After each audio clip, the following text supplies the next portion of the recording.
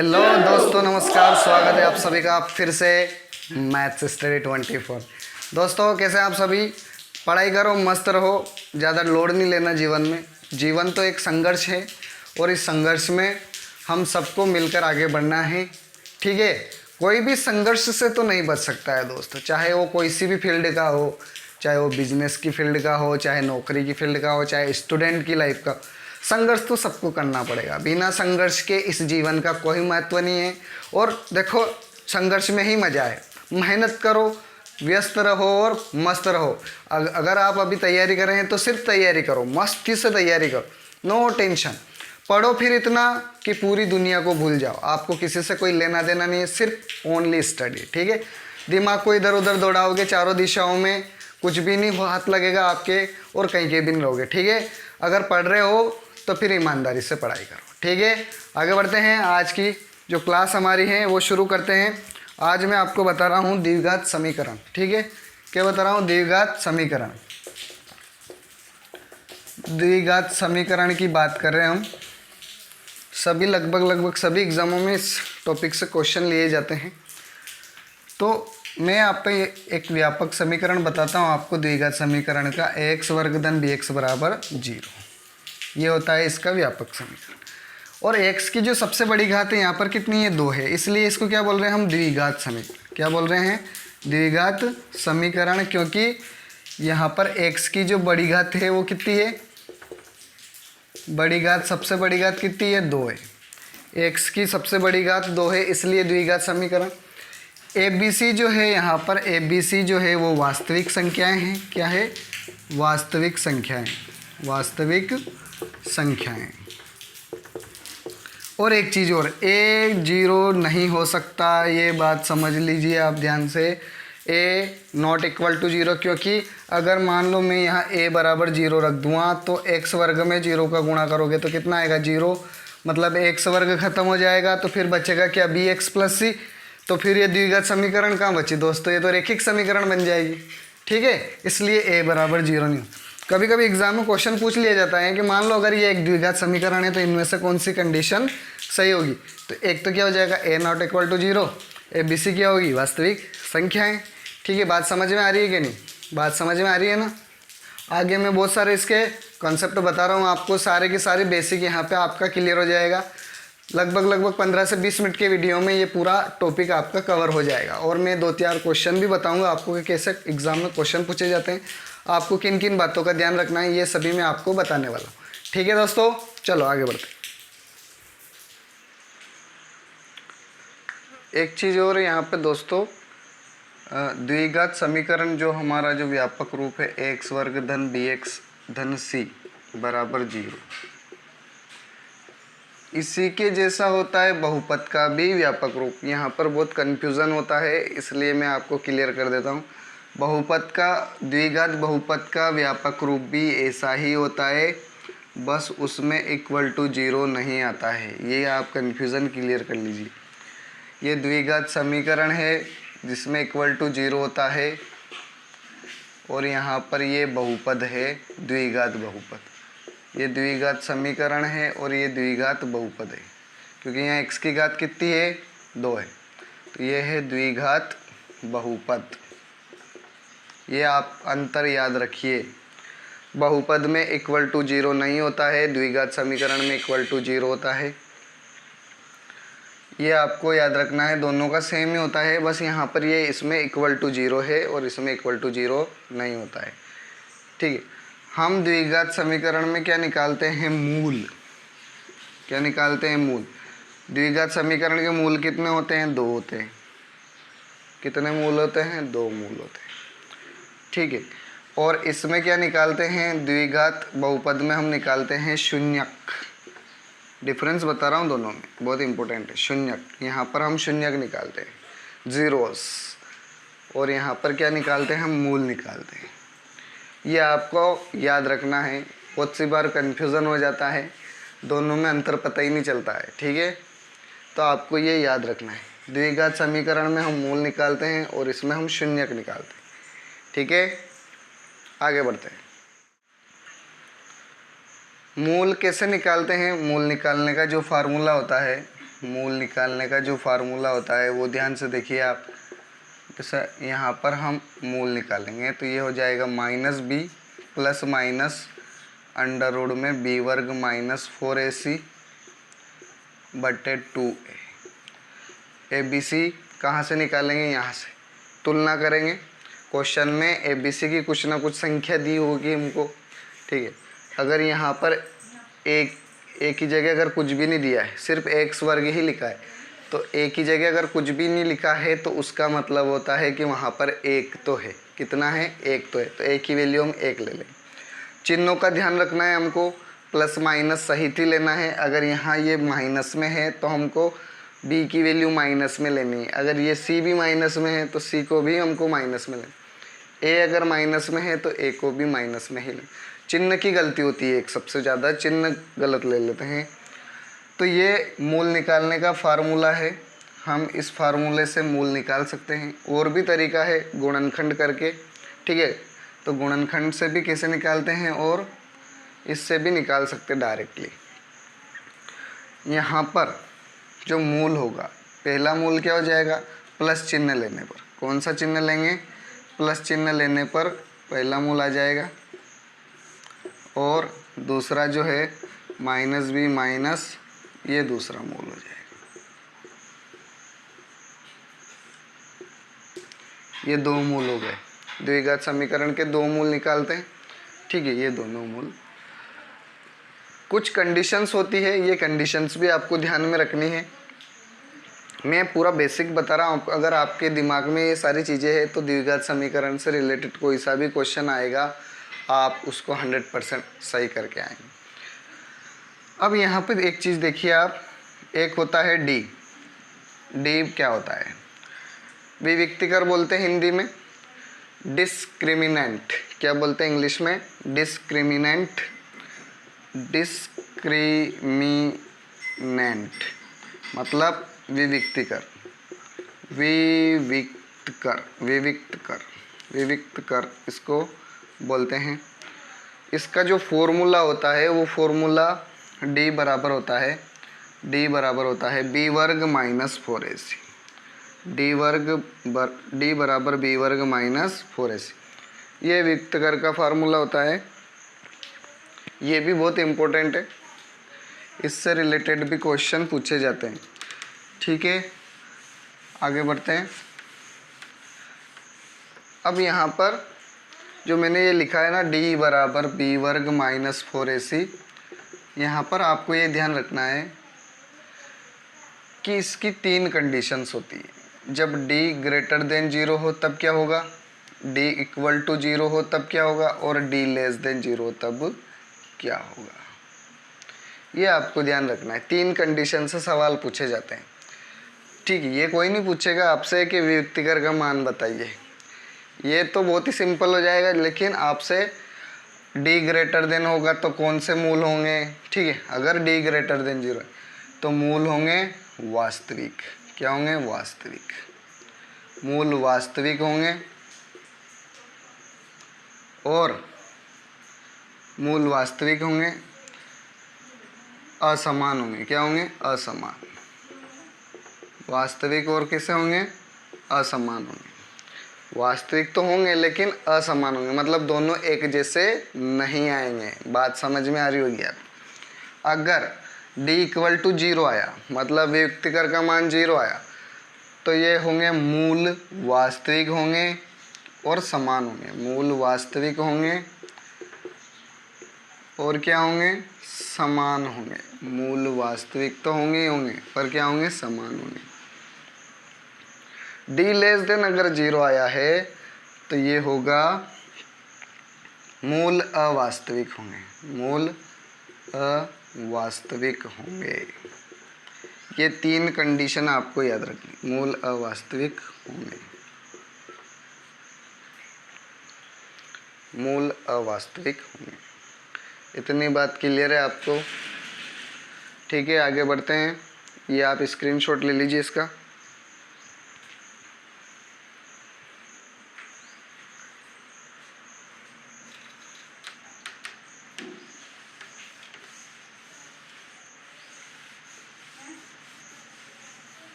अब आपको ये समझना ज़रूरी है कि वास्तविक और अवास्तविक क्या है।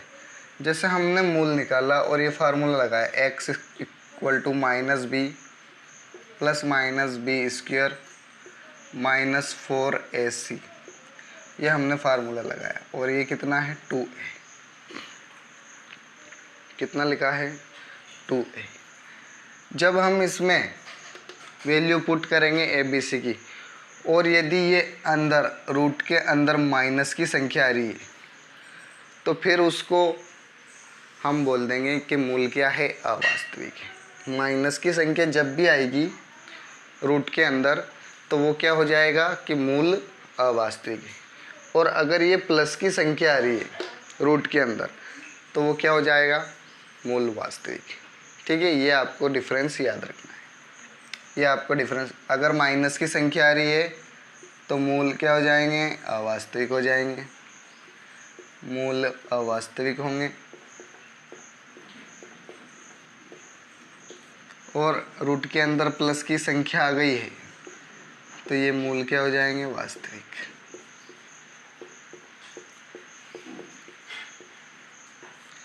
रूट के अंदर अगर माइनस आ रहा है इसका मतलब ये हो जाता है दोस्तों आई, मतलब आयोटा, और ये पूरा एक चैप्टर है, अलग ही चैप्टर है, हम अभी इतने डिटेल में नहीं जाएंगे। बस आप तो ये याद रखिए माइनस मूल अवास्तविक, अगर प्लस आ गया रूट के अंदर प्लस की संख्या आ गई तो मूल वास्तविक है। यहाँ पर आपको एक चीज़ का और ध्यान रखना है, अभी मैंने बताया था जैसे minus B plus minus B square minus 4ac बटे 2a, तो यहाँ पर हमने कंडीशन देखी थी d ग्रेटर देन 0। ठीक है, अब ये d ग्रेटर देन 0 में मतलब क्या होता है कि मूल वास्तविक होता है। ये तो आपको मैंने अभी बता दिया था, मूल वास्तविक होता है, मूल वास्तविक होता है। लेकिन अब आप यहाँ पर दो कंडीशन बनती, अगर ये पूर्ण वर्ग बन गया, मतलब रूट के अंदर है, अगर पूर्ण वर्ग संख्या है रूट के अंदर तो वो सीधे सीधे बाहर आ जाएगा। तो अगर पूर्ण वर्ग है, ये जो बी वर्ग माइनस 4ac अगर पूर्ण वर्ग है, बी वर्ग माइनस 4ac पूर्ण वर्ग है, क्या है, पूर्ण वर्ग, तो ये हो जाएगा परिमेय। मूल कौन सा होगा, परिमेय। मूल क्या हो जाएंगे, मूल होंगे परिमेय, और वास्तविक तो होंगे ही।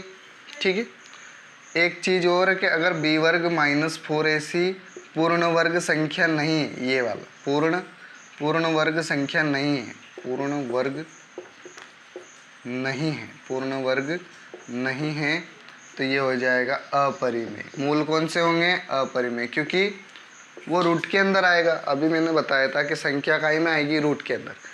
ठीक है, अगर संख्या रूट के अंदर आ रही है प्लस की, कौन सी, प्लस की, तो वो अपरिमेय होगी। कौन सी होगी, अपरिमेय। और अगर पूर्ण वर्ग बन गया तो वो बाहर आ जाएगा रूट से।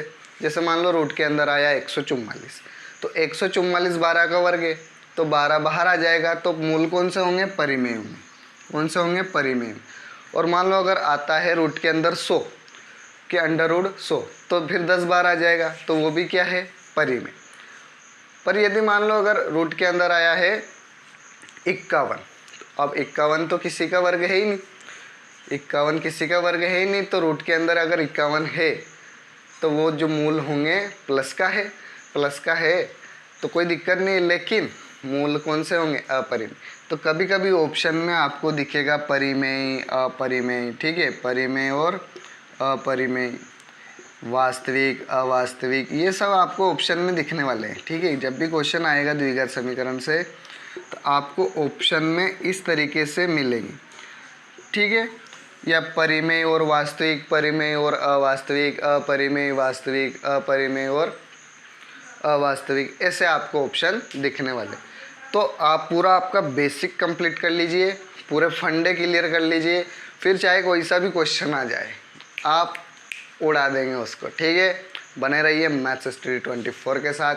चैनल को अभी तक अगर आपने सब्सक्राइब नहीं किया है तो सब्सक्राइब कर लीजिए जल्दी से। सभी टॉपिक पे वीडियो आपको मिल जाएगा, बहुत ही बेसिक, जीरो लेवल से, कोई परेशानी, कोई दिक्कत नहीं। ठीक है, हम आपका पूरी रूप से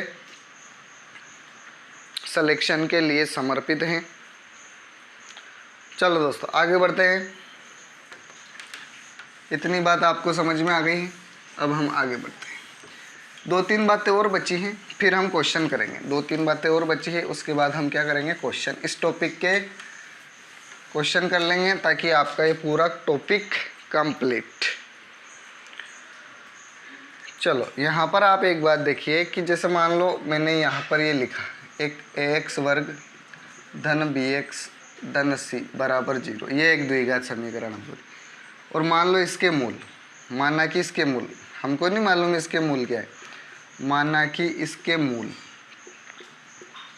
अल्फा और बीटा है, अल्फा और बीटा है, अल्फा और बीटा है। क्या है, अल्फा और बीटा है। तो जो मूल होंगे वो मूल क्या होंगे, मूलों का जो योगफल होता है, मूलों का जो योगफल, मूलों का योगफल, और एक होता है मूलों का गुणनफल। शून्यक में भी होता है, वहाँ पर शून्यकों का योगफल होता है और शून्यकों का गुणनफल। यहाँ पर मूल है तो हम मूल की बात करें, मूलों का गुणनफल। तो मूलों का जो योगफल होता है वो होता है -b/a, -b/a, और ये होता है c/a। यहाँ पर मैंने योगफल लिखा, मतलब अल्फ़ा प्लस बीटा की बात कर रहा हूँ मैं, और यहाँ पर गुणनफल लिखा, इसका मतलब मैं बात कर रहा हूँ अल्फ़ा इंटू बीटा की, अल्फ़ा इंटू बीटा की। इसको भी मैं यहाँ लिख देता हूँ, अल्फ़ा प्लस बीटा। किसकी बात करी मैंने, अल्फ़ा प्लस, मतलब जो दो मूल हैं उनका जो योग होता है -b/a के बराबर होता है, और जो गुणनफल होता है वो c/a के बराबर होता है। आपको ये चीज़ ध्यान में रखनी है, ठीक है। जो मूलों का जो योगफल होता है वो -b/a के बराबर होता है, और मूलों का जो गुणनफल होता है वो c/a के बराबर होता है। एक चीज़ और लास्ट इसमें बची है, यदि मान लो आपको मूल दिए हुए हैं, क्या दिए हुए हैं, मूल, मूल दिए हैं प्रश्न में, मूल दिए हैं, या इनका योगफल और गुणनफल दिया है। क्या दिया है, मूलों का योगफल और गुणनफल दिया है, और हमसे पूछा जाए कि बताओ द्विघात समीकरण कौन सी होगी। क्या पूछेंगे हमसे, द्विघात समीकरण कौन सी होगी। तो इसका फार्मूला है डायरेक्ट x वर्ग माइनस अल्फ़ा प्लस बीटा, ये मूलों का योगफल है, प्लस यहाँ पर x आएगा into x plus alpha into beta equal to क्या हो जाएगा, 0, इक्वल टू 0। ये जो है ये द्विघात समीकरण बनाने का फार्मूला मैंने आपको डायरेक्ट ही बता दिया है कि हमको अगर मूल दिए तो हम मूलों का योगफल निकाल लेंगे, मूलों का गुणनफल निकाल लेंगे, उस डायरेक्ट फार्मूला लगाएंगे और आंसर आ जाएगा। यहाँ पर माइनस आता है, ये आपको ध्यान रखना है, यहाँ पर माइनस आता है, यहीं गलती कर जाते हैं लोग, प्लस लगा देते हैं यहाँ और आंसर गलत आता है। यहाँ पर माइनस आता है, ये बात का आपको ध्यान रखना है। चिन्ह कौन सा आता है, x वर्ग के बाद में माइनस आता है। ये पूरा बेसिक यहाँ पर कंप्लीट होता है, ठीक है। अब हम लेंगे क्वेश्चन, और क्वेश्चन के द्वारा हमने जितनी भी बातें पढ़ी हैं वो सब हम यहाँ पर सोल्व करने वाले हैं, ठीक है। चलो आगे बढ़ते हैं। अब हम क्वेश्चन करेंगे, ठीक है। पहला क्वेश्चन है दोस्तों, आपके स्क्रीन पे आप क्वेश्चन देख सकते हैं। k का मान ज्ञात कीजिए जिसके लिए द्विघात समीकरण 4x वर्ग धन 4√3x plus k equal to 0। मूल समान है, क्या है, मूल क्या है, समान है। ये दिया हमको, मूल समान है। ऑप्शन आपके पास है, ए ऑप्शन है -2, बी ऑप्शन दिया है 3, सी ऑप्शन दिया है +2, और डी जो दिया है वो दिया है -3। अब के का मान पूछ रहा है आपसे, और मूल कंडीशन क्या दी है, मूल समान है। मतलब विविक्तिकर जीरो है, मूल समान है, इसका मतलब क्या होता है डी इक्वल टू जीरो। हमने जो 3 कंडीशन पढ़ी थी, D greater than zero, D equal to zero और डी लेस देन जीरो, ये आपको याद होना चाहिए। ये मूल वास्तविक और असमान की है, वास्तविक और असमान। अभी हाल मैंने आपको बताया था, फिर एक बार और बता देता हूँ। मूल समान होंगे और वास्तविक होंगे, वास्तविक और समान, और ये जो है मूल वास्तविक नहीं होंगे, मतलब अवास्तविक होंगे, अवास्तविक। ठीक है, ये तीनों कंडीशन हमने अभी हाल देखी थी। अब आपको क्वेश्चन में दिया है मूल समान, तो मूल समान मतलब D less than sorry D equal to zero. तो यहाँ पर डी जो होता है वो क्या होता है बी वर्ग माइनस 4ac बराबर क्या होना चाहिए जीरो। अब यहाँ पर तुलना करेंगे, किससे तुलना करेंगे, एक्स वर्ग धन बी एक्स धन सी इक्वल टू जीरो से हम तुलना करेंगे। ए का मान कितना है 4, ए बराबर कितना आ गया 4, ए बराबर 4 है, बी बराबर कितना आ गया 4√3 और सी बराबर कितना आ गया के। तो वैल्यू पुट कर दो, बी की जगह 4√3, 4√3 का वर्ग माइनस 4, ए की वैल्यू कितनी है 4 और सी की वैल्यू है के। 4 का वर्ग 16 होता है और √3 का वर्ग 3 होता है, 4 चौक 16 के इक्वल टू जीरो। के निकालना है, इसलिए मुझे 16 के इक्वल टू कितना हो जाएगा 16 48। ठीक है, के एक तरफ, संख्या दूसरी तरफ। अब यहाँ पर मल्टीप्लाई में 16 है तो 16 कहाँ जाएगा डिवाइड में, ये 16 डिवाइड में गया, 16 एकम 16, 16 48। तो के की वैल्यू कितनी आ गई 3 आ गई दोस्तों। के का मान जो है वो कितना आ गया है 3 आ गया है। ठीक है, बात समझ में आ गई होगी। आगे बढ़े, अगला क्वेश्चन दिया है दोस्तों, एक्स वर्ग धन के एक्स धन के बराबर जीरो के मूल आवर्ती हो तो के का मान क्या होगा। ठीक है, क्वेश्चन आप स्क्रीन में देख लीजिए, यहाँ पर हम हल कर रहे हैं इसको। एक्स वर्ग धन के एक्स धन के इक्वल टू क्या दिया है जीरो, मूल आवर्ती है, इसका मतलब डी बराबर क्या होगा जीरो होगा। मूल आवर्ती है, इसका मतलब हमको डी बराबर क्या लेना जीरो, वियुक्तिकर बराबर जीरो लेना है। तो बी वर्ग माइनस 4ac इक्वल टू क्या हो जाएगा जीरो। बी यहाँ पर तुलना करेंगे तो ए क्या हो जाएगा, तुलना करने पर 1, बी कितना हो जाएगा के और सी कितना हो जाएगा, ये भी के, दोनों ही के हैं। ये a1 हो गया, बी के हो गया और सी भी कितना है के है। तो यहाँ वैल्यू पुट करो, के वर्ग माइनस 4 ए का मान कितना है 1 और सी का मान कितना है के। तो के स्क्वायर माइनस 4 के इक्वल टू जीरो। देखो 4 × 1 4 और के, तो ये हो जाएगा, के कॉमन ले लेंगे ऐसे, तो के माइनस 4 इक्वल टू जीरो। के बराबर जीरो होगा या फिर क्या होगा, के माइनस 4 बराबर जीरो। तो के बराबर कितना आ गया जीरो और के बराबर आ गया 4, मतलब के दो मान आए, के बराबर जीरो और के बराबर 4। अगला क्वेश्चन है, एक्स वर्ग धन के एक्स धन के बराबर जीरो के जो मूल है वो क्या है, असमान है, मूल असमान और वास्तविक है। तो हमने जो कंडीशन देखी थी, डी ग्रेटर देन जीरो में मूल क्या होते हैं, असमान भी होते हैं और वास्तविक भी होते हैं। तो डी का मतलब बी वर्ग minus 4ac greater than zero हो जाएगा। अब यहाँ पर तुलना कर लो, तो ए का मान कितना है 1, बी का मान के और सी का मान भी के। तो बी वर्ग मतलब के का वर्ग माइनस 4 × 1 × के ग्रेटर देन जीरो। तो के वर्ग माइनस 4 के ग्रेटर देन जीरो। तो यहाँ पर हो जाएगा ये के और के माइनस 4 कॉमन ले लिए के। अब ये गुणा में ध्यान देना, यहाँ पर बहुत ही कन्फ्यूज़न होगा। के दो मान आएंगे, ठीक है, के कितने मान आएंगे 2। तो ये दो ऑप्शन तो गलत हो ही गए, क्योंकि केवल बोल रहा है, केवल के लेस देन जीरो और के ग्रेटर देन 4, ये दो ऑप्शन तो यूँ ही गलत हो गए। अब बचा कौन सा, ए और डी। तो ठीक है, यहाँ पर हम देखेंगे कि के जो है, अब यहाँ गुणा है दोस्तों, तो यहाँ पर ये इसका जो सिंबल है ये चेंज हो जाएगा। अगर मान लो यहाँ बराबर होता, अगर मान लो यहाँ बराबर होता तो हम क्या लिख देते, k बराबर 0 और k माइनस 4 बराबर क्या लिख देते, 0 लिख देते। लेकिन अब यहाँ पर k माइनस 4 जो है वो ग्रेटर देन क्या है, 0 है। तो ये हो जाएगा k greater than 4, k greater than, मतलब ये वाला ऑप्शन यहाँ पर सही हो जाएगा हमारा डी वाला, k ग्रेटर देन 4 आएगा। और k लेस देन क्या हो जाएगा, यहाँ पर सिंबल चेंज हो जाएगा, सिंबल क्या हो जाएगा, चेंज हो जाएगा। k का जो है वो सिंबल यहाँ पर लेस देन हो जाएगा 0, मतलब या तो k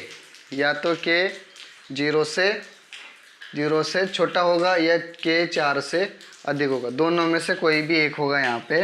या तो k जो है ये 0 से कम होगा या k जो है 4 से अधिक होगा, इन दोनों में से कोई भी यहाँ पर हो सकता है। ठीक है दोस्तों, आज के लिए इतना ही। आगे मैं बहुत सारे टॉपिक पे वीडियो बनाने वाला हूँ, आप बने रहिए। 2 चर का रैखिक समीकरण, बहुपद, ठीक है, रेखाएं, ये सभी के वीडियो आपको मिल जाएंगे मैथ्स स्टडी 24 पे। ठीक है, चैनल को सब्सक्राइब कर लीजिए, वीडियो को लाइक करिए और अपने ज़्यादा से ज़्यादा दोस्तों के साथ शेयर करिए। ठीक है, नमस्कार।